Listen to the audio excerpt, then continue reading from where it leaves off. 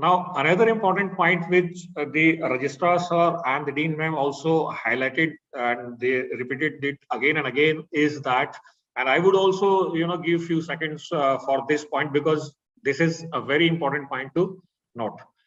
In University of Delhi, we have taken a decision that only those subjects in which you have passed, in which you are appearing in your class 12 or you have passed your class 12, only those subjects will be considered for giving admission, for deciding merit list, for allocation, for final admission. We will be considering only those subjects in which you are either appearing or you have passed class 12th. So we have prepared a infographic for you. Suppose in class 12th you appeared in these subjects, that is English, Physics, Chemistry, Maths and Economics. But in CUET, you decide to appear in these papers, as you can appear up to 10 papers in CUET. You can take up to 10 papers in the subjects in CUET.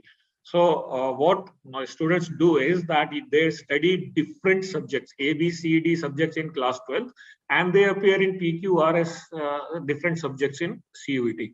So these students, they become ineligible when it comes to University of Delhi admissions. So as you can look in this particular diagram, if you appear in English and the same you take in CUET, then we call it that the subject is correctly mapped. You had English in 12th class and you took English in CUET, then that subject is mapped.